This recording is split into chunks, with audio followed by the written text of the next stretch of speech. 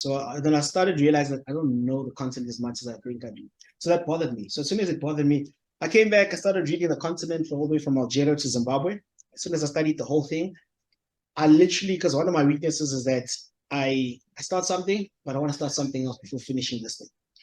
So then I realized, let me just finish something. And I decided not to tell anybody about it. So I spent 3 months, an entire 90 days, not telling anyone, which is tough for a guy like me, you know. So I spent that 90 days, so all the way to learning Algeria to Zimbabwe, learning the capital cities, learning about their neighbors, especially the 3 cities that's tough to pronounce. Antananarivo, the capital city of Madagascar, Agudogwo, the capital city of Burkina Faso, and Yamoussoukro, the capital city of Cote d'Ivoire, Ivory Coast. So I got to a position where I felt like now I can actually share about Africa. So that's the story of Africa Dumela. So yeah, so the story of Africa, which brings us to the topic for today, Perseverance as a community project. So yeah, so I've just been thinking a lot about this part of the whole skill sets, opportunities, and the support structure, you know. So it's like young people go to varsity, they study, they get this qualification, then they get an opportunity to get a job. And then there's almost like a thing of like, you only have one shot, you know, you only have one shot, you got to get it right, do it to the best of your ability.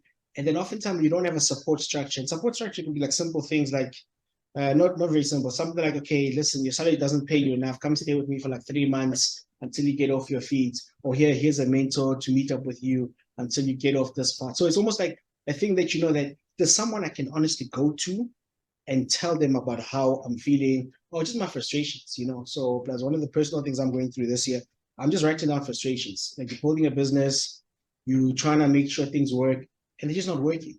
And then you're just asking yourself, I was like, man, I'm honestly frustrated. And then you're like, where do you go with this frustration? Who do you talk to? Like, do you put your thoughts down on paper and then you go talk to someone about it? Do you have someone who you're going to talk to and be like, hey, actually, let's meet up every month. Just take 3 weeks and work on this. And every month I meet up with you. And you do this for like 2-3 years. So that's how the whole support structure started being. It's not just the financial side, but just particularly the emotional side. Because when people want something bad enough, they're able to know how to get it. So that came into that position. So now the whole thing of Perseverance as a community project, I came across it in Stellenbosch. So I was in this entrepreneurs conference in Stellenbosch. There's this organization called Trigger. So Trigger, they brings entrepreneurs together and they help them, they provide them with support through bringing a network of other entrepreneurs together to be able to achieve their goals. And they want to impact the African continent. So I was there, and one of the speakers there was just sharing, part of his talk was sharing that he said this line, Perseverance as a community project. So I literally copied the whole thing and I pasted it today to be my topic. Like, exactly, it's his words, literally word for word, because it just really hit me so hard, because it just made me realize that actually this whole entrepreneurship journey, because when you're building something, whether it's a business, an NGO, or anything, it's lonely. Like there's moments whereby you just feel, even though you have friends, you have family around you, they're encouraging you, they're liking your post, they're sharing it, you know, they're telling their friends. There's just moments when you're building, you just feel alone. You just feel like, why am I doing this? Should I even continue? And all that stuff, you know? So yeah, so I started, yeah, so then that community side, plus what the organization did so well, they put you in a place whereby you're able to, you know, like when you go to conferences, the success stories that people tell you, started off in the basement and then eventually got here. And then after like 18 months, we persevered. And then you've been doing it for 3 years. You're like, I haven't persevered. So then you feel like you're in the wrong place, because the success stories have a turnaround time of like 18 months to a year. 3 years is only when you realize like, oh snap, I think I just realized what I'm doing after 3 years. That's only me building. While in some cases whereby something is hot, they're able to sell it quicker. So at the conference, that people just came and just shared the things that things are not working. And then you're like, oh snap, this is actually amazing, because people are actually to let you know that, hey, things are not working out here. I'm trying things this way, which actually brings us to a part that I wanted to highlight about. So today, I'm not going to talk about the I've arrived story. Like this is actually a success. It's more like a work in progress. So it's more of like, hey, this is where I am. I'm 36 months in, and I'm kind of like in a 40-year journey of mine. Normally after 37 years, that's where the actual fruits come in. You just need to make sure you get to 37 of years of this business base. So I'm kind of like here in year 3 of the business. which is actually year 5, full-time year 3. So we're literally in a working progress. And I feel like all of us in our journey personally, it's always a working progress. Even though you're achieving milestones throughout, you're constantly in a working training process. So yeah, so that's that part. And then I think, yeah, so I'm just gonna cover that. Yeah, so I think on that part of highlighting where we actually are and going. So then now it brings me to the whole support part. It's like when I speak about support, who am I talking to? So there's 2 types of people. There's a person who's giving support, there's a person receiving support. And we often are in both sides. You know, we're stuff that we're going through, we trying to give people support, the stuff that we need support in, you know. So, and then I think it's very important to always kind of be seeking support in your life, you know, just because oftentimes there's this thing called, people say that, you know, people can try to hold you accountable, but you're only held accountable if you're looking for accountability. Because if you don't seek out accountability, you can always maneuver through places. Like a police can ask me, hey man, how's life going? Flip, I know the question he's gonna ask, so I gotta prepare my answers. And when I prepare my answers, I just know how to say, but obviously I don't want to make it look like it's scripted, you know. So I need to sit there and have pauses in between. When you ask a question, I'm like, that's a great question, man. I've really been thinking about that for quite some time. You know, then I know I was like, okay, I'm flowing well, I'm smooth. Then eventually I was like, you know what, man, I just feel like I just don't know what to do from here, you know? And then it's like, okay, Obi's saying the right stuff, you know, I can even see the genuineness there, but I'm like, no, I just know how to deliver in a way whereby it feels like that. Well, actually, I'm hurting myself. I'm not hurting him because he's going to continue with his life while I'm going to sit there digging myself a deeper ditch and just drowning even further. So then there's that part of realizing that if I seek accountability and I get 3 to 5 people I'm going to meet with every soul, and I'm able to achieve that goal. And then also just being a person who provides that support. You know, there's this thing whereby mentors would often complain, is like, mentees, you guys should come to us. We're older, we're wiser, we've achieved so much in life, we've seen a lot. And you realize mentees don't really look for mentors, or there's very few of them who do. It takes a mentor to be like, hey man, there's this conference that I'm going to, do you want to come along? You know, yeah, it's cool. Come through, then they get to the conference and they're listening to, oh, actually, see the speaker over here? I've known them for like 4 years. This is other event we go through. We have coffee together with 4 other guys in the room. You want to come along? Yeah. The next thing you know, you've literally taken this person on a path with you and you expose them to 1, 2, or 3, or 4 to a point that then you start stimulating their thinking. Like, oh man, I've actually been just coasting along in life. Like I've never really planned stuff. I've never sat down and asked myself a question, what am I going to do in the next 20 years, 30 years, 40 years, or whatever? But you being a mentor, you're able to bring this person along, journey with them, looking at that 18-year-old, 19-year-old in varsity, feeling like I'm having a great time. Next thing you sit there for the first time in your life, you see a 37% in a test. It just shatters you. And you just feel like the whole world just crashed on your shoulders. Instead of realizing, hey man, like it's not about the 37%, or it's not about the 49%. Because if someone gets 49% and someone gets 51%, the 51% person celebrates, right? Because I passed. So it's a great thing. But the 49% person actually is in a better position because they're going to ask themselves a question, what went wrong? Because I failed. Because according to the line of 50%, I didn't make it. So the 49% guy is going to go there and be like, oh, I see. I didn't read the questions properly. That's my biggest mistake. They said discuss, elaborate, analyze, critique, you know. I just skipped those crucial words and I just got excited when I saw the internal controls. I know that stuff. So I just write about internal controls, but I never really analyzed anything. And then you realize that's why actually from a 49, they could have easily fell in the 70s, but those words threw them off. While this person on 51%, they just got consequential marks, you know, like you said something that really was not what I was looking for, but because of that, it led to this, and then therefore you fell on 51. So therefore, exam, the 51 can stay around the 51s, but this one has a potential to fall in the 80s. And then when this one falls in the 80s, then exams obviously counts more than the test, then the year mark, this guy ends up achieving more. And then you realize like, wow, I mean, it's all about that thing of whole bouncing back on stuff, you know? So therefore, an example I would like to make actually now is that the problem that we often have, and we need, so you know, when your car is stuck, and then your car is stuck, and you're like, okay, cool. Let me make sure I can see there's a petrol station over there. And at the empty lights told me, hey man, your fuel's running out. But you know, man being man's like, I can make it, you know, like I really think I can make it. So, but the problem with I can make it is when I can make it for 2 days. So I got to a point whereby I should have actually made a plan before that. Then I end up, okay, cool. Then now realizing, okay, I flopped, but I'm realizing, okay, this is actually, it's a bit of a steep, but it's not like a bad steep, you know, and I'm looking at my car and I gym quite regularly, so I back myself, you know, so okay, cool. Let me put this on neutral, open the door, let me just try to take this car out, you know, and then I realized, okay, it's not as light as I thought it was, you know, and then eventually as I start going and I start moving this car, eventually I get into a position of like, you know what, man, that's it, I'm done, you know, I'm not going to do this thing. But what I could have done, I could have been like, hey, man, let me actually stop someone on the side to come and help me push through this stuff. So then for me, I want to take us through the two stories that I went through in 2013 and 2023 today. And going to 2013, speaking of the mentor story that I mentioned. So I got into a position whereby it's just like I looked at varsity as a kid. I see the academic side, right? You study, you get your qualification, then you seek out a job. But then I just realized a lot of problems people have, it's not job problems. It's not like job problems or qualifications. It's people problems. Like people often have people problems, whether I can't communicate well with someone.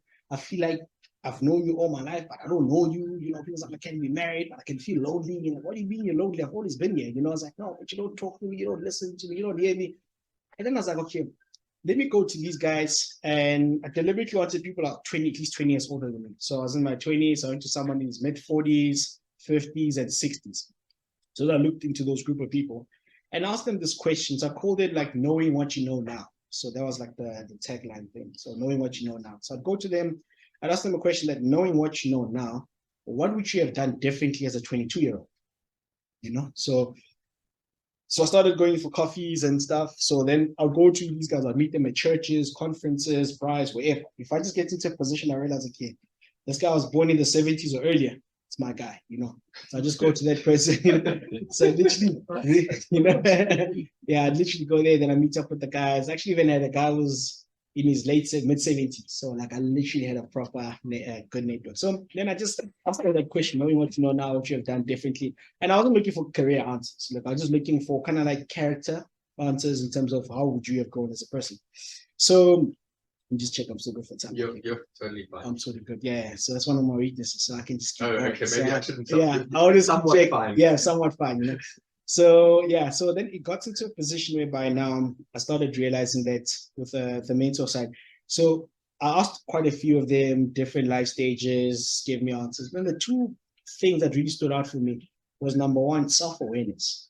You know, the self-awareness of getting to get to know yourself as best as possible. Because and this was just like self-awareness answers. Then the second one was expose yourself. Like if you want to go see, just travel as much as you can. Travel doesn't have to be a different country. It can just be like, hey man, let me just go to Krugersdorp and just go see what's happening in Krugersdorp. Let me go to Edenvale side. Let me go to Pretoria. Let me go to the Vaal. I just want to see a different world. Get on that N1 and I was like, oh snap! Actually, the N1 doesn't go through Joburg. It goes around. Why does it go around? Because all the N1s in the whole world, each country, it passes through the town. But us, the Joburg one, it doesn't. You know. So just get to find out all those sort of stuff and just expose myself more. And then eventually I started working on those things. And I was like, as I'm listening, I'm making notes. And then eventually as I'm making notes, then the next coffee. So let's do, so, you know, to kind of want to meet with someone again without actually putting a lot of pressure on them. I was like, hey, I enjoyed our coffee. We should do this again, man. So yeah, we should. I mean, in my head, I'm writing it down. I already have a date or like Thursday, the 22nd, but I just haven't told you. And I just let it simmer in for like a week, you know. And then next week, Monday, I was like, yeah, Wessels, man, just reflecting on our time, man. How about you grab another coffee? Are you around in the next week or two? Oh, he's like, yeah, I should be around, you know. I was like, nice. Then I come back on a Thursday and I was like, just to double check the day. And then I just makes it feels like, nah, it's actually so relaxed. You know, there's no, because people don't want an additional work because they really feel like they really have a lot. Now there's this additional coffee I need to have with this person who I met by chance. It's not like even like I wasn't looking for them, you know, now they happen to them. So I started journeying with these guys. And even when I was even making decisions, I started realizing that let me get someone who I can actually share stuff with and they can help me process those things, you know. So then now fast forward all the way there to 2023, 10 years later. So 2023, late last year, beginning of this year, I just sitting there just asking myself a question that, okay, we live in a country whereby as a man, you almost feel like I want to share how I'm feeling, but I feel like I need to be strong. You know, like I need to be strong, toughen up, gym, go to work, make money. But then you look at the suicide rate, it's just me. And you realize, oh snap, so guys don't feel like they can go talk to someone. And then therefore, how can I create an environment where it's kind of very harmless, just come through together or you meet up. So there's this thing I started called Kota Sundays. So I just bring guys together on a Sunday. We just haven't got that. Very harmless. Yeah, just come through, grab a kota, grab a drink, just connect. I just create no agenda. And then eventually guys end up asking questions, I remember even this one guy made such a good story about how he earns a salary and he brings a salary and the wife brings a salary. So it's household income. We pay expenses, we save, right? And then he just did like an extra gig and then I got a commission, right? So he was, it's not a marriage income, this one. So this is an individual income. That's what makes sense to him, right? And then, yeah, he just bought a game, Xbox. He just had a great time. And then, so now the wife's frustrated. He doesn't understand. It's like, okay, you know what? I'm going to Kota Sunday. I'm going to talk to the boys. They're going to understand because they're guys, right? Cool. He gets there. He pictures like brilliant picture about why a woman like this, blah, blah, blah. And then every guy was like, dude, that's not your income, man. Because as soon as you got married, that income becomes for the house. It's just not, but it's not the regular one. The regular one was there. I put it in. And I was disclosed. She knew. She says, no, my man, anything, whether it's an extra gig or it comes into the same pool. And then I was like, oh, flip. So the boys didn't actually back me. So now I started realizing, oh, maybe I should communicate more. Maybe I should start working on this sort of stuff. And then earlier this year, I started working on 3 things called self-control, being a better communicator, and just meeting people where they are, because I often found that I was looking at it from the perspective of a business, but I started to realize that actually this will help on a personal level. Because with relationship across all the board, those 3 things are so crucial. Because now when there's a conflict somewhere, the person who's able to be calm and trying to de-escalate the matter and ask what happened, you're often able to resolve issues compared to someone who just adds fuel to the fire. And when you become a better communicator, you kind of learn to how can I better say things in a more helpful and loving way?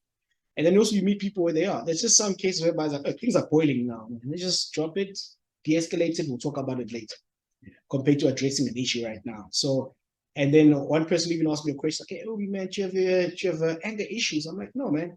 This one guy said, before a car starts making a noise, you take it to the service. Because you don't want your car to start making a noise. Because the fact that it makes a noise, that already shows like it's a problem. It should never have gotten to a point of making a noise. You had to service the car regularly. The same with relationships, So when you're investing in relationships regularly, when the conflicts come, it's easier to come and open up to someone you're already speaking to on a regular basis, whether you're playing sports with, and then you're able to open up and be like, hey, man, you haven't been looking okay. Oh, no, man, my mom's been sick for quite a few months. Like, oh, man. But if I didn't have that relationship, they may not have opened up to me this level. So now taking those stories of the mentors part and then taking the other part of the mentors part and then taking on the other part of the mentors and then the Kota Sunday part. So, and then now I started looking at these 2 things and then that became my community. And that became my community. That became a part that helps me persevere through these parts of the community. So then what I started doing, I started realizing, okay, cool. The problem that I initially had of the car being stuck, when I got into a position like, you know what, I'm done. I can't push this thing. So obviously in a crazy scenario, I'm like, I'm done with this car. I'm done with everything. I'm just leaving this car here. I'm just taking a walk. I'll find my way to go somewhere. And often that car is a representation of things in our lives. It's things when I'm just looking at whether it's a job that I'm doing, a business that I'm building, a relationship I have. I just get to a position of feeling like, hey, man, I just gave it a good shot. I tried it out. And oftentimes something that I rationalize in my head. Because when you sit down and you think about something, the amount of solutions you can come with in your head are crazy. Like you can literally convince yourself that I don't need this. But often when you speak to someone, they can actually help you realize, man, this is not as bad as you think it is. I know it's big. I'm not downplaying it. And then you realize someone comes and they hear you, they validate you, and they kind of help guide you to like, how can you make a better decision as you navigate through that stuff? And then that's what a community does. A community then is able to be like the problem of being stuck. Someone then came and helped me be like, okay, cool. Let me try to understand where you are. Let's break it down. Let's break down that part. Let me just walk through your thought process. Because oftentimes what people would do, they're like, I don't want to go to main source because when I go to main source, they're going to tell me, you youth of today, you're very lucky. You have GPS, you can drive around. Back in my time, I had to have this map. So therefore, I had to learn places and I couldn't be able to I had to figure it out myself. All you do is just put in stuff. You don't even know people's numbers because all you do is just WhatsApp and just call. I knew my parents' numbers. And then you're like, dude, come on, you had to. Like for us now, people are even married. They don't even know each other's numbers. To be like, only when their phone dies, you're like, can you call my wife? Cool, what's her numbers? I don't know. You know what I mean? And then now you look like a bad husband. You're like, no, I'm not. I genuinely am a good guy. It's just that I'm not in a world whereby I learn numbers. You know, actually, let's do Facebook. Hopefully, we'll get it through Facebook. And then she doesn't respond. And then you're like, oh man. And you're like, wait a minute, your wife is friends with my wife. Yeah. Then eventually get a hold of my wife. Like, oh, thank goodness. You know?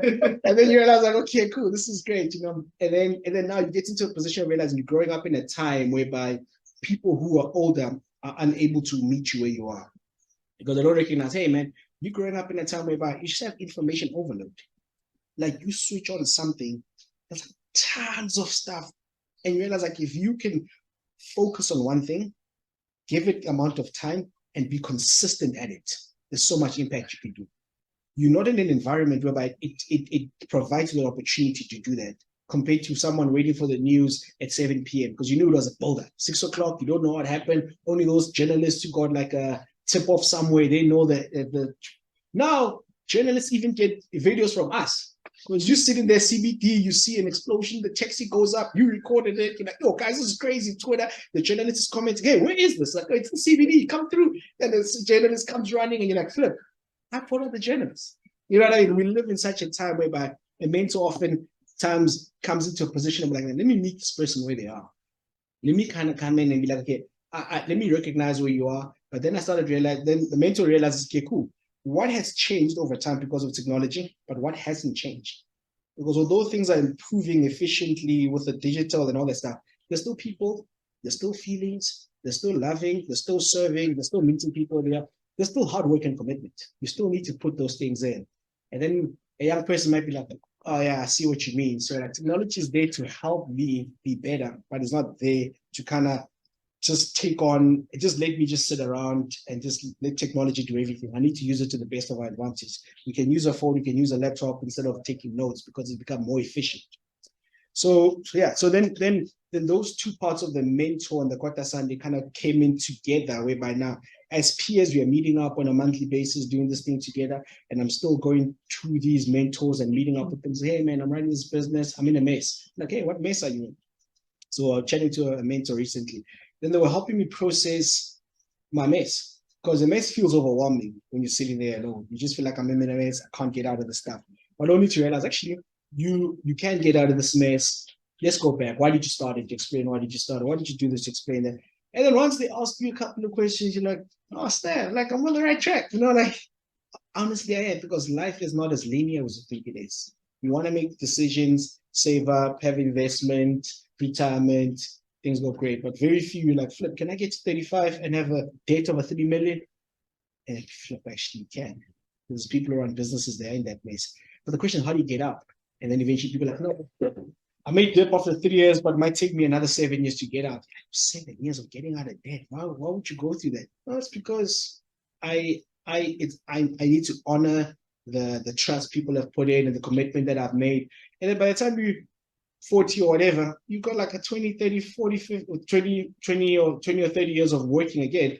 It's a different chapter. Because people often feel like, oh man, I'm young. When I'm 40, I need to retire, man. Retire like my house, my car, you know. It's so hot. And you're like, dude, retire at 40? Like very few people can do that. But it's just that social media makes it feel like everyone can, you know. But mentors help you realize, hey man, I only got stuff figured out in my late 40s. But I was just literally trying to figure out a lot of stuff. It's only late 40s I realized, oh snap, this is actually me. This is actually what I do. This is actually what I'm going through. So those conversations are so crucial. And made me realize that, oh snap, the pressure that our generation puts on each other, it's so high. And you feel like, man, I'm 28, I don't have a car, I don't have a house. I'm not doing well, man.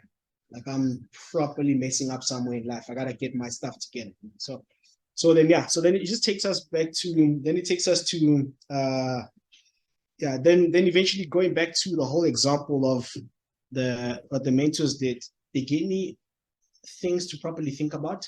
They gave me stuff to be like, how, back to that self-awareness part. Because oftentimes I was chatting to this one friend of mine who just got into a relationship, and oftentimes there's excitement of relationship to a point that you feel like okay, I'm in this relationship, and then you have expectation of someone else to be like, man, I want to marry someone who's like this, someone who's like that, we can make money this, we can actually achieve this. And I think, okay, cool. This is only dependent on your self-awareness to be like, okay, what if I can introspect myself and be like, honestly, what am I looking for? Do I want to live in this town, live in the city, do this job, achieve this thing? And I've never really thought about that, but I've thought about the other person, how they need to be.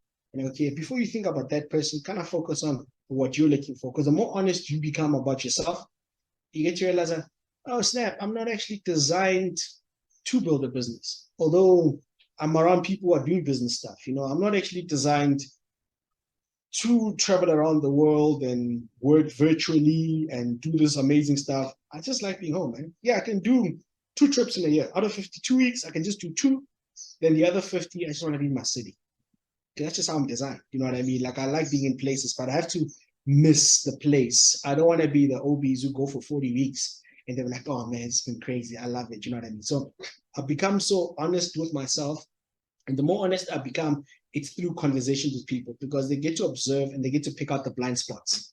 Because there's things I'm convinced it's me. And so someone points out a blind spot. So you're like, actually, you sound like a guy who doesn't really do this project, but rather the project helps you to achieve another goal. Because it's always, those people are always like, hey, I'm building a business. But every time we call them, we find out where they are. They had an NGO all the time.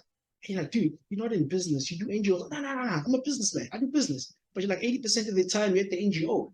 And that's good. Because then what you need to do, take your resources of the NGO, people and raise money and redirect it to the NGO, because that's where you find a lot more joy in. And then, oh yeah, I can do that actually. So yeah, people run NGOs and they earn a salary. They're doing a proper job. And you're like, oh snap, actually, I've never really thought about that, man. I just always felt like I got to hustle here. After hustling here, I can do this. After doing this, then I hustle somewhere else. No, you can literally redirect stuff and have this engine that you are able to build resources in and achieve a goal. And then you get to realize that, oftentimes support that we're getting is not about someone being like, hey, man, this is a 5-step process you need to make for you to be successful. Just asking someone a question like, man, what are you looking for? What are you trying to achieve? And then it comes into a person who's seeking help. And also there's a person who's giving help. So that even brought me to be like, how do you meet people where they are? And oftentimes when we're older, when you're wiser, you listen to someone who's 18 years old, instead of actually listening to them for the space of 3 weeks or 3 months, I'm ready to kind of correct them, because that's not going to happen. Like, you're in your mind, you told yourself, hey, man, stop that direction. You're not going to be a billionaire. I was like, oh, I'll be a billionaire, man. This thing is going to blow up. Says, no, it's different, man. Success doesn't just come from your product. It's also timing. There's a heavy thing where social media blew up and people's businesses blew up because of the timing and the platform and the location and the relationships. And you don't have that, so you're not going to be a billionaire. But instead of actually being like, let me not burst this bubble, let me actually listen to why this person is convinced they'll be a billionaire. And then once you listen to their story, you realize that, oh, it's not about being a billionaire. You want to make an impact. And then once you start helping them process that, you'll actually make an impact in your life. Then they realize that, oh snap, I've been labeling this thing being a billionaire, but actually that's not what I've been looking for the whole process. But if I'm giving it enough time to journey with this person to get them to a position of realizing it's not about being a billionaire, it's about making an impact, compared to bursting his bubble on the first meeting, there wouldn't have been a second meeting. This person probably wouldn't have. Some people give me on this self-esteem. They probably might have been crashed. They'd be like, you know what? I'm never going to even think about building anything. I just go to a place, I call a job that I hate to get my salary to do what I really want to do, which is chill with people on weekends. When it's Monday, I just need to survive 5 days. I survive 5 days to enjoy the 2 days, and that's been my life for the past 40 years. So, and I don't want to get into the position like that. So then eventually, which brings me to the point of now our solution. So remember, we had our problem in the beginning. I'm trying to push this car and I'm trying to do it on my own. I'm in a gym quite a bit. And then eventually I know that I can actually take it on. I don't skip leg day. So therefore that's going to come in handy when I push it up. But then I realized, actually, let me actually put the car on a handbrake and just ask people passing by, hey man, can you help me as I'm pushing the car? Can you help me on this side? And human beings, you see someone pushing, actually one person is joining, they actually look back, it's like 4 people. It's like, when did they get you? Man, I just had one guy helping me push. And then now I'm able to be in the car and be able to redirect it properly into the petrol station. And then I'm realizing, oh man, is the tank on the left or the right? Because if it's on the right, then I'm parking on the side. Is this side? Then I'm like, hey, it won't get you, man. Just get it that side. I'm like, dude, like, I don't think that's going to happen. But now the fact that I was able to be inside, think through that, people are pushing the car, and I'm able to achieve my goal. And then we go back to the part of survival, and that's what we need as a community. We need people to provide us with support. And that car is things in our lives, whether it's a job, it's a business, it's an NGO, just relationships, whether friends or family, and both groups of people need us to be present, need us to provide that support. So yeah, so that's the whole story of Perseverance as a community project. That's how we're able to, and I think the biggest key point of that community Perseverance as a community project, it's the word intentionality. Once a person is not intentional, you can't, it's tough to hold yourself accountable. It's tough to seek out people to be able to hold you accountable. So, and that whole goal of Perseverance as a community project, it's achieved through intentionality. Going back to my example with being Khodisha, am I going to be honest enough with them to let them know where I am and what I'm going through? Or am I going to just be like, I just got to look good? So yeah, so that's the whole story. Yeah. Oh, you left a lot of time. You were so for Q&A. Yeah, I just want to open questions. No, you sure. Yeah. So we promised people on the invite SOS. Sure. Take us through that briefly. Yes, SOS. So SOS means skills, opportunity, and support. So SOS, I just been thinking about, it actually has a story on its own, and I kind of didn't want to have like 17 stories in one, so I was like, let me just stick to the 2 stories. So one of the things I'm working through is that I kind of want to find, so it's like, remember there's the mentor side, and there's the peer side that I'm kind of journeying through now, 2023. So I don't want to wait for 2033 now to start this other. So I want to just start it sooner. So that's kind of like getting young men, particularly younger, that I can be able to kind of bring them through and be like, okay, cool. Let's kind of get you economically active. Let's get you economically active, because people are waiting for the corporate 11th floor job. I can be suited up and I just can be signing big deals, and to be like, no, man, instead of actually, if you're going to get there, where do you start? Let's start with building, and someone is like, no, I'm just not getting the internships. I'm not getting this. Okay, cool. How about, like, for example, a group of people can come through together, bring money in, and just go to someone who's a welding or electrician. Hey, man, we've put in 500 Rand together. It's about 50K for a group. Can we just give you this capital? Can you hire 5 people? Well, yeah, we can do that, Then they hire 5 people. Then once they attain the skill, then it opens more opportunities for them when they apply for more jobs, because now they've been upskilled through this person. And then this person because the person doesn't have money to afford to hire people, but the fact that there's capital invested in, they're able to hire more people. Then eventually the support structure came in through the people who provided the money, the capital, and the person who's been running a business for like over 20 years. And then eventually this person's support has equipped them not just to go get another job, but actually to start their own business also. Because when you're around someone who's like a founder, CEO, employee, you actually get to see the whole process, because they're writing a small engine. So you're like, oh, snap. So this is how clients work. Oh, yeah, supplier get it this time. Oh, yeah, then the banks, you work this way. Then you realize, wait a minute, I can do this. Like, I actually can. Let me show you how to do this. And then eventually you become like bigger than the person, like, like a mosquito, black coffee type of thing. You know what I mean? So it's like seeing the ropes and someone who's showing you how to do these things. You'll be able to get into a position where by now, the fact that you're younger, and then your design as a human being, the scaling up of stuff is different for the person who's mentored you. You know what I mean? So that's kind of the whole process of the skills, opportunity, support, SOS, and then for you to achieve those goals. The part that's often missing is support, because people have the skill, they have the opportunity, then they go, and then they miss having people to talk to on a regular basis to help them process their things. So that's SOS, yeah. So that's the process. Sure. So just to understand, who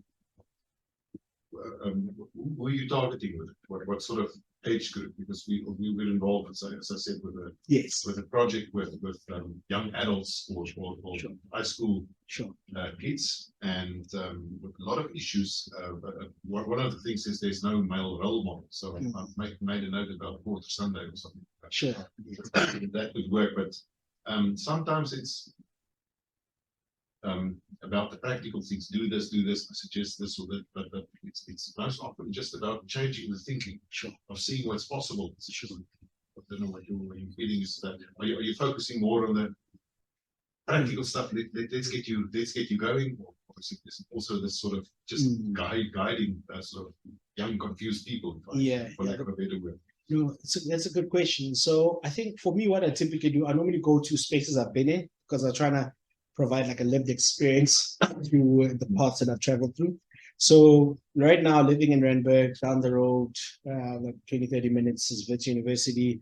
So what I then could do, what I normally easy to do is to meet that person who got 37% or 49%. And you see them there, they shattered, right? And then you walk up to them and like, hey man, whatever you're about to do, you see someone straight out of the lecture hall, you can see they're not here.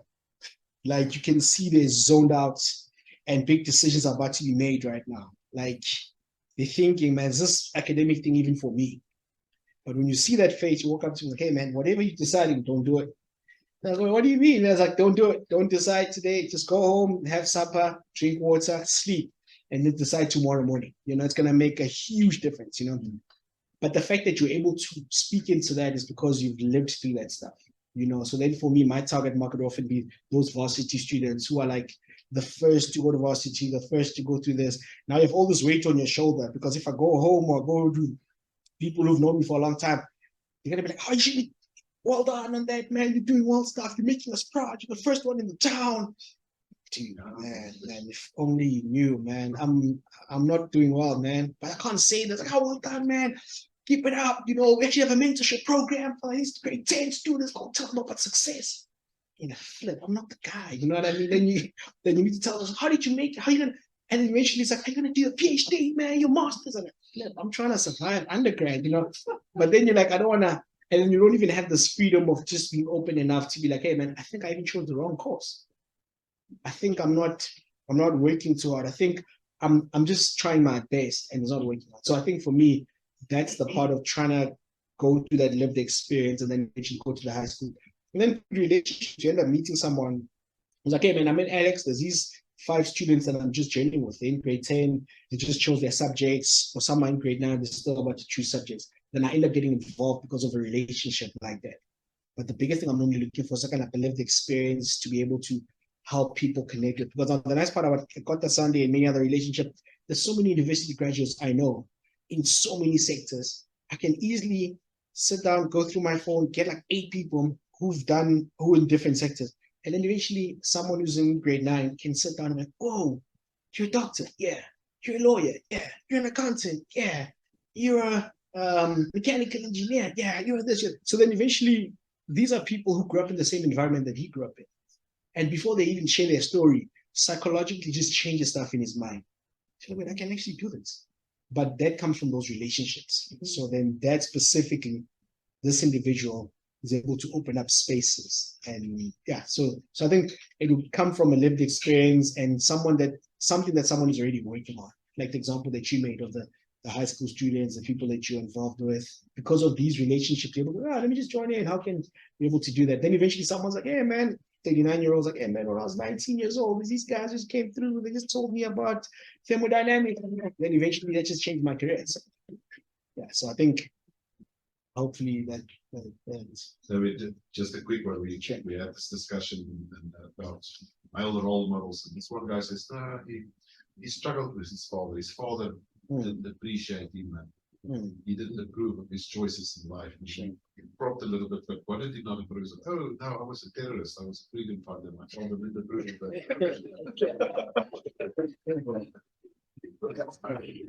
Oh, that's funny. Yeah.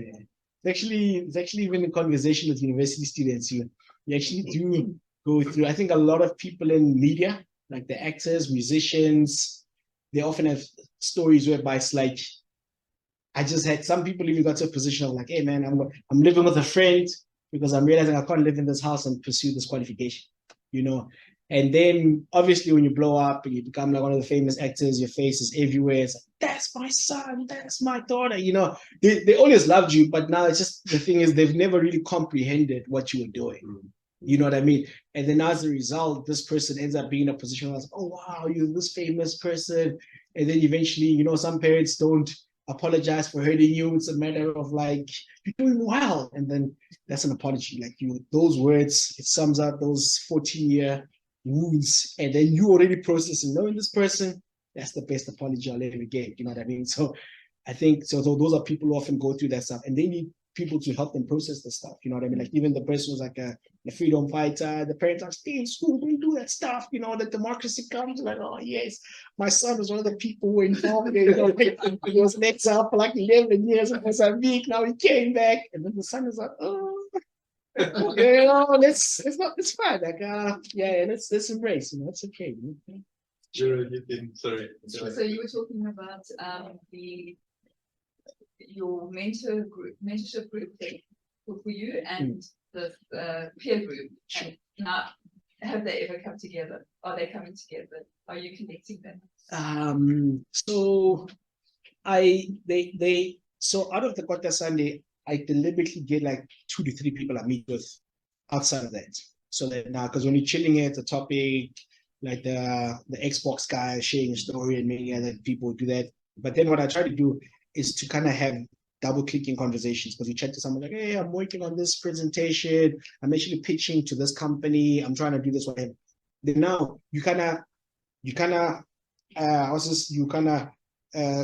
give a person a spotlight, and then you meet with this person, get to journey with them. And then eventually what I do is that I'll take this mentor that I'm meeting with, that I do normally regular coffees with, and I'm bringing this peer friend of mine. Like, actually, I grabbed coffee with this guy, you know what I mean? So I actually just grab coffee, because the mentors in their 50s, 60s, they don't see quite that attractive, because they just look at the diet, like, man, maybe invite me for like salad Sundays or something, you know, like Kota is not in my space anymore. I used to play in that field for a while, but I don't play there anymore. You know, while the 20, 30, and 40-year-olds, they're still in that space. So I'd normally try to bring these ones to that coffee side. But also, you don't want, because people who normally come meet in a group, they would come once off, like, hey, Obi, you're doing great stuff, keep it up, man.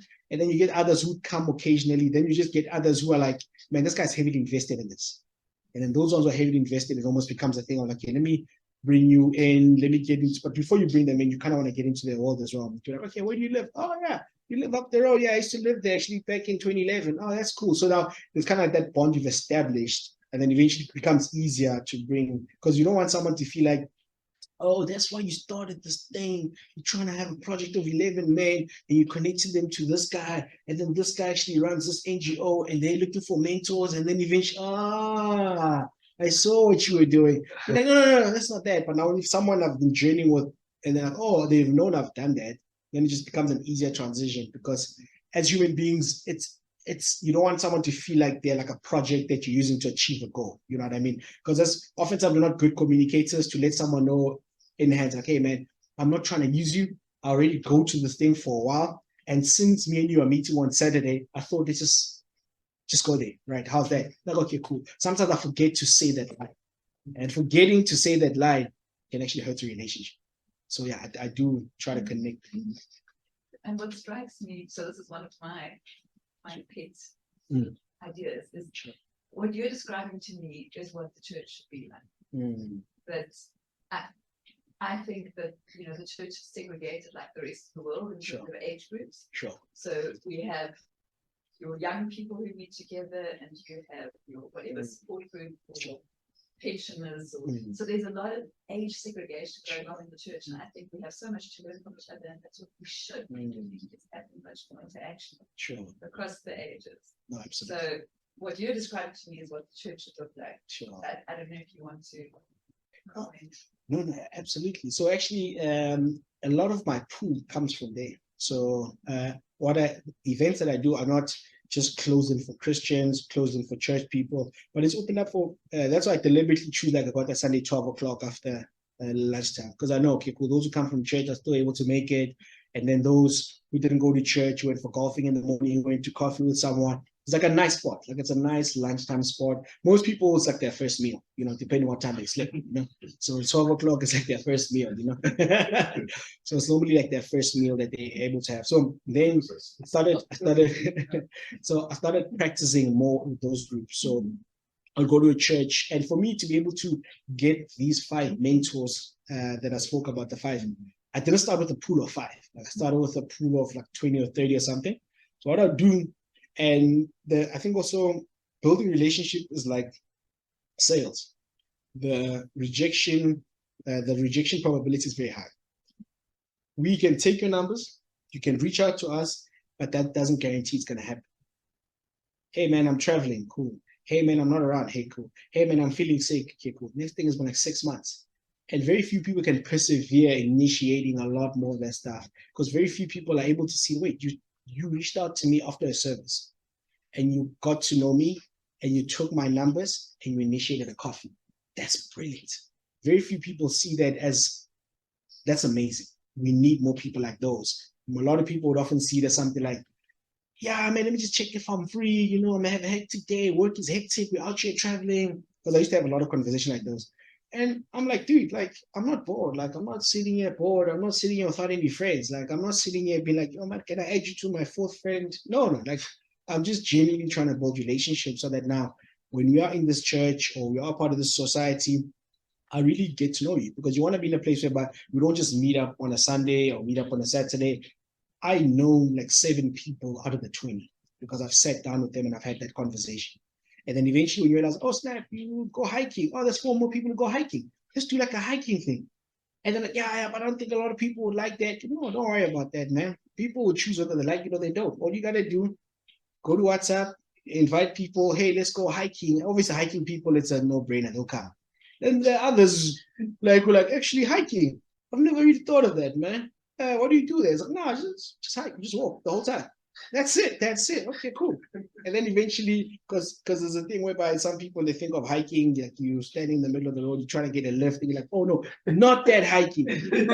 You're not hiking like that. We're just hiking on the field, just walking around. They're like, oh, I've always thought of that. I thought so. Like, no, people don't do that every Saturday morning, park their cars and go hike somewhere else. No, they do the other stuff. So then once you're inviting people, then you find out that this men's time or men's and women's time or women's time alone, it gets into a position like, oh, what strengthened the relationship was actually the hike.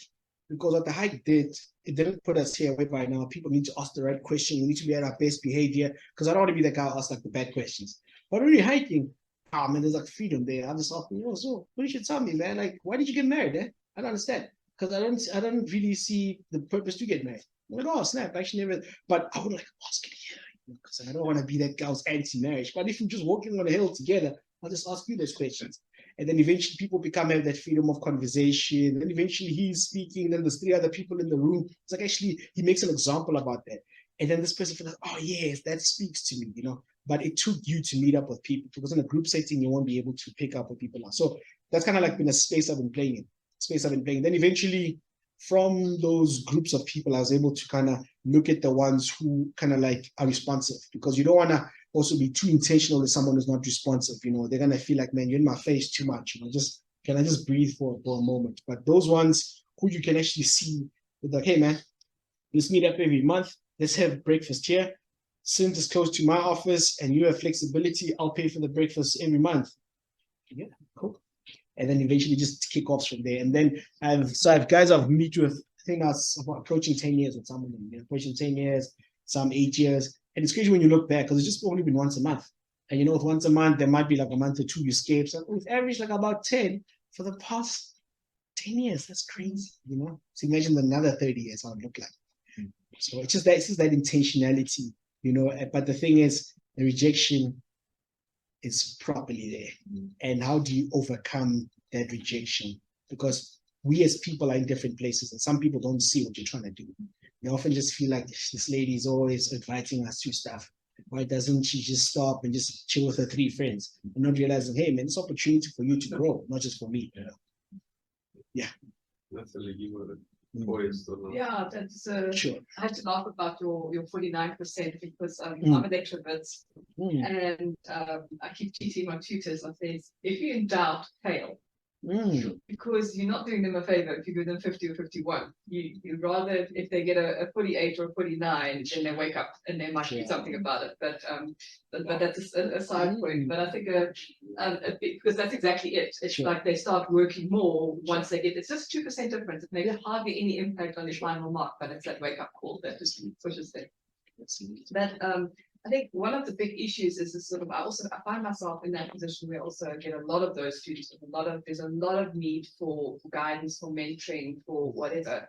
There's just not enough people to do it. To take that perspective, like you say, to say, okay, let me link up, let me create the relationships, let me see. I mean, yeah, I would have so many students that actually sort of try and approach me for mentoring. And I have to be very selective about who I do because there's just such a need for it. Then I also think there's a big issue that, I mean, I'm a white female, and then I mean, I've got a lot of black males, and they don't relate in that sense. So we're the mentors for them. And I think even in our project, our biggest problem is the lack of people willing to take the time to actually have those relationships. And I also, I agree 100% with you. I don't like this formal mentor-mentee relationship. I had a few coaches and a few mentors. It doesn't work in that way. It needs to be needs to come out of a relationship. It needs to come out of knowing people, engaging with people, and that kind of thing. But most people just don't have the energy or the time for it. We can't even get a home group started in our church because people just don't. I mean, that fellowship, that individual connection. So it's so difficult to get people just to say, you know what, I need this. Sure. And just to link to that, I see a lot of energy, and what you do is you build tremendous networks. Sure. And wonderful things happen because of the networks. And unfortunately, in churches where we're involved, the default is isolation. You know, everybody does their own thing. Sure. So we talked about eating together, and that I've heard over and over. Sure. Yes, there's nothing like eating together. Sure. And that's really the key. Is you have to build those families, those connections. You have to build the connections. It's not a natural thing for us anymore. Sure. So I don't know if you have any suggestions. How do you do that? How do you, because that we're in debt and all sorts of things and so on the project, but that's just a manifestation of people not getting involved. Our problem is not the money. Our problem is we don't get around. People don't get involved and all of that sort of thing. No, it's a good question. So there's this church in Pretoria. So the lead pastor there, when we were dreaming about a church like that, a church that would transcultural, to get into people's spaces, to be like, you know what, I'm going to spend time getting to know you. Like, and I'm not going to sit there hoping you would reciprocally, I'm not going to sit there hoping that I'll be loved the same way, because my goal is to be like Christ. And I know I won't get there. So I'm just going to go seek that. So if I seek that, I'll eventually end up loving you in a way that it just feels I'm modeling something for you to continue doing that. So now, but as he was having these conversations, there was a video that he was sharing, and then now he's looking for that church, and then you realize, oh snap, I gotta be the guy who plants that. But I don't want to be the guy who's going to plant a church, man. Let me just join one that exists. But then you realize, like, you can go to a lot of places trying to suggest a lot of stuff to people. Like, hey, try this, try this, try that. Realizing, actually, maybe you might be the guy to do that. And then oftentimes what people often do is to be like, I don't want to be the guy, because now I become the face, I become the guy to talk to, I become the invite.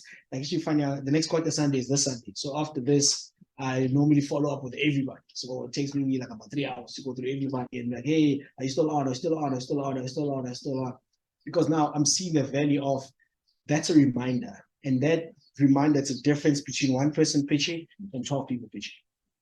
You know, but it takes me to be that guy to initiate that. So one thing I've seen, even going back to your point of, we as people, oftentimes we often feel like I gotta have like a success story to talk. You know, I gotta sit down and be like, hey guys, I'm Obakeng, Motshome, I run a travel business. I started off with 11,000 Rand credit card, and then eventually I sank deeper into like 150,000 Rand. I even got to around 700,000 Rand. But I was able to turn the corner and got to like a 7 million. I bought 7 properties across Rosebank. Now we even have a second stream of income of generating over 70,000 Rand.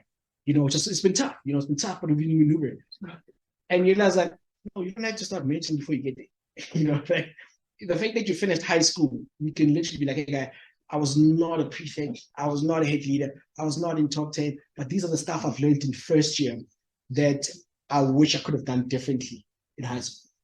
And, you know, oh, flip, just the fact that I've been through high school, I have things I can share with someone. Just the fact that I've been through varsity, I have stuff I can share with them. Because people want to be the SRC presidents to be able to go create a program. But no, man, you can be a guy that no one knows. People can be like, hey, you studied Wits? Yeah. Which year? It turns out we're in the same class. I didn't even know that you were there. And then you realize, like, that's okay. You just need to be in the place where you start stuff, you start groups. So even before the Kota Sunday, there's just many other stuff I started. Some worked, some didn't work. And the fear is to be like, whatever I start has to work. And you realize, no, like, we're a work in progress. You know, I'm starting stuff, I'm building relations with people. And even the Kota Sunday, it started for 2 guys, one Igbo guy from Nigeria and one Soto man and me, it's one guy. So 3 of us, we just started off there. And all I just did every month, invite people. Some people you think about later, just keep adding on the list, invite, add on the list, invite, add on. And then eventually got into a position whereby now people are finding so much value in the stuff. People are like, hey man, Obi, let's make it a podcast, man. Let's put it out there. Let's just share the stuff, you know. Says, yeah, we'll get into a podcast, but let's just have those conversations. You know, let's make sure that Ikota Sunday is not a Sunday thing, but it's just a regular lifestyle type of stuff. So I think that's the part of being able to make sure that people can start stuff. You can just, because even on Sunday, people tell you, hey, we only do stuff on a Sunday. But funny enough, the same Sunday people are part of a cycling club, are part of a five-a-side, are part of a reading club, are part of a this.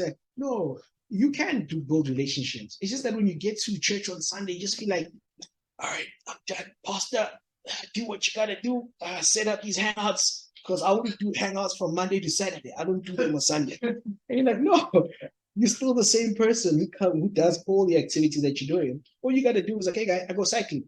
Can you go cycling? Hey guy, I do this. Can you do this? Hey, I do that. You know, so can you? So then eventually you become a guy who's like, let me be intentional in bringing people to a space. So then most people just need to be like, hey man, just keep bringing people. You play FIFA, play FIFA with people. Yeah. That's what you do. Oh, you bright. Oh, you are that guy who plays house music on a Saturday afternoon with 4 friends, and you guys have a technology detox. You switch off even your Wi-Fi and you just play music and you just take on, just lie down and just chill. Okay, just get 5 people to do that with you. It's just crazy how the simple things you do every day, it's the stuff that actually can help people so much. And that's when people actually able to ask the questions in the Bible study they wouldn't ask, the questions on the Sunday. I heard the pastor speak about, I gotta die to myself. I don't get it, man. I don't think it's right. You know, God created me to be like this. So why I gotta die, you know? And then eventually those conversations, people have the freedom to open up. But once the structure is set up like this, yeah, it becomes a tough one, man. Yeah. So I think just in summary, I think people just need to be encouraged to be like, you're gonna fail, just keep trying. But people often feel like this has gotta be the best community this world has ever seen. And you're like, no, I don't. You don't have to be that guy, man. And straight away, like it has to blow up, man. Like I just put on TikTok, now I got like 11,000 followers, now on 800,000, you know, it's like it's blowing up. No, that's not to blow up, man. The fact that you're setting up something 2 people pitch, that's massive. That's a winner, not 20,000 people. So I just have a question about Africa Dumela. Sure. Because now I'm hearing a very strong community focus. Sure. How does that work? Yes, sure, yes. So Africa Dumela, I started, so 2020, the whole world shut down, people can't travel. I decided to go full-time in the travel business in 2020. Yeah. Time. And it made perfect sense, you know, I just lost my job, and then I'm like, you know what? Since COVID is dying in 2020, and then therefore 2021, everything opens, we're starting, so September, I'm going back.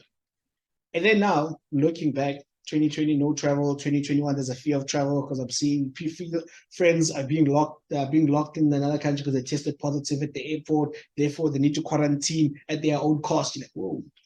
I barely made it the 5 days with my savings. Imagine now 14 days on quarantine in a hotel room. Where am I going to get that money from? And then eventually 2022, it's only people kind of got the courage to start traveling. And then now from this time, I had to realize like, oh man, what am I gonna do? So start selling products and stuff. But then I realized there's a travel that I'm doing, but over and above that, I'm not really in the business of travel. I'm in the business of relationships because I'm constantly building a relationship. And then eventually the people who came to my tours are not often people I don't know. It's people who I've been connecting with. And the people I've been connecting with, they'll just come through to the travel because now they've come to a tour, and they're like, oh, this is actually nice. I'm connecting with people, I'm building a relationship, I'm just going depth. And then in essence, Africa Dumela is reaping off the fruits of Obakeng Motshome. So Africa Dumela doesn't advertise, doesn't build a network, because I don't even have the resources to do that. But because of the resources of the founder, this organization then ends up kind of having people who end up knowing about it, who end up liking the page, buying the product, and just going to a tour, going to travel, So that's how Africa Dumela ends up positioning itself through the founder itself. Oh, sure. That's it. Yeah, and we need to also let. Oh yeah, the time. I need to say, hey, Obi. Sure, no, yeah, the time. We need to let you go as well. Thank you so much. No, it's a pleasure. Thanks for this. Thanks for a morning. No, for sure. Thanks for the opportunity. It's like I really enjoyed this.